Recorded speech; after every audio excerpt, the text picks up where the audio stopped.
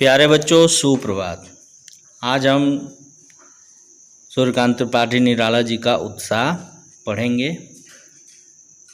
यह एक आह्वान गीत है। लोगों के अंदर उत्साह भरने वाला यह गीत है।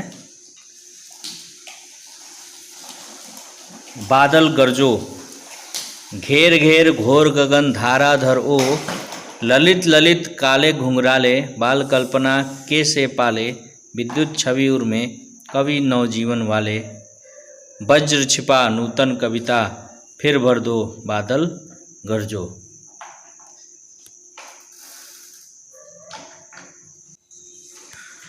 कवि कह रहे हैं कि बादल गरजो और घेर घेर घोर गगन, पूरे गगन में तुम घेर लो बादल। अरे ओ धाराधर, धारा को धारण करने वाले बादल तुम घेर लो पूरे आसमान को।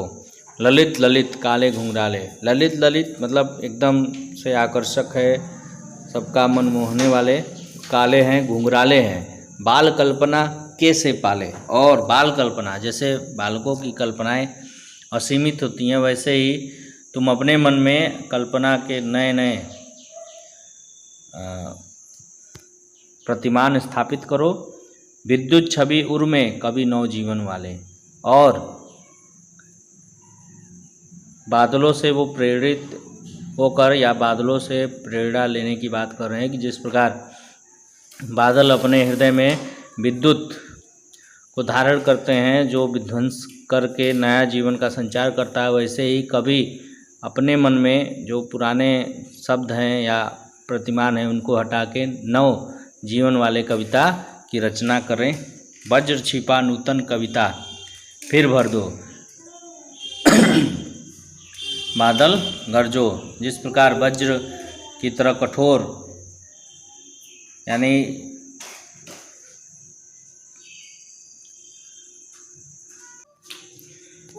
वज्र छिपा का मतलब कि जिस प्रकार वज्र की कठोरता हृदय में है, उसमें नूतन नई कविता जो है उसकी रचना करने की भी क्षमता है।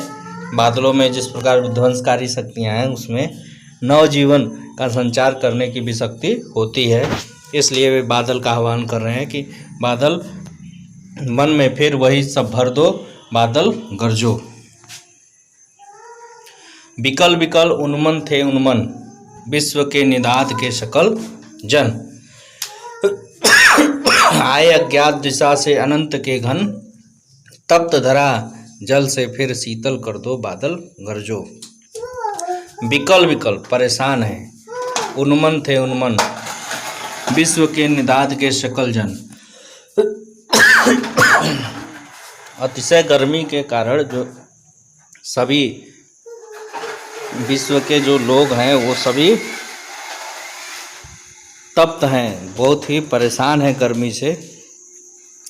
और उसी समय आए अज्ञात दिशा से अनंत के घन, तप्त धरा जल से फिर शीतल कर दो। हे बादल, अज्ञात दिशा से तुम आओ और सबको अपनी शीतल जल से जो तप्त हैं, यह धरती जो तप रही है, उस धरती को फिर से शीतल कर दो, बादल गरजो।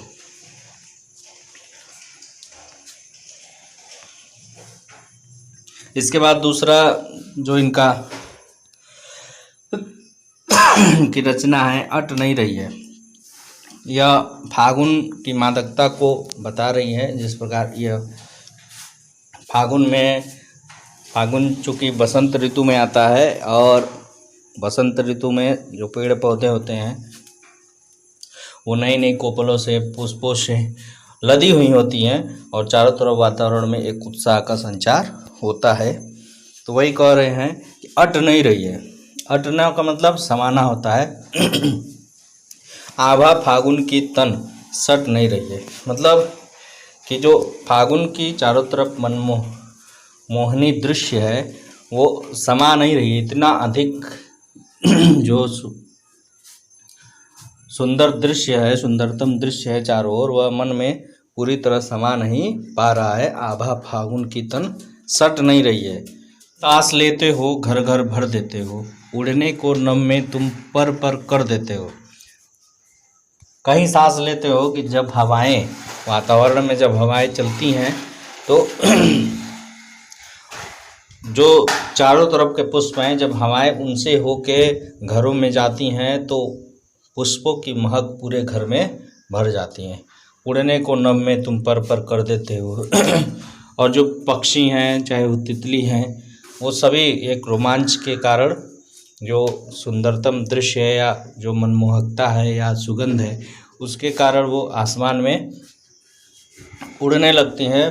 पुष्प होते हैं तो उनके पराग रस को लेने के लिए तितली या अन्य पक्षी अपने पंखों को लहराते हुए उनके पास मंडराने लगते हैं।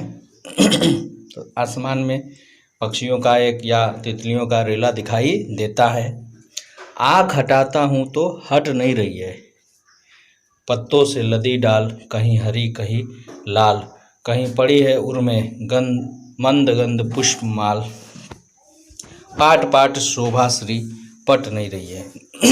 मतलब आँख हटाता हूँ तो हट नहीं रही। आँख अगर हटा लेता हूँ इन दृश्यों से तो भी मन में वो इतना समा चुकी है कि वो उसका आभास प्रतिपल होता रहता है।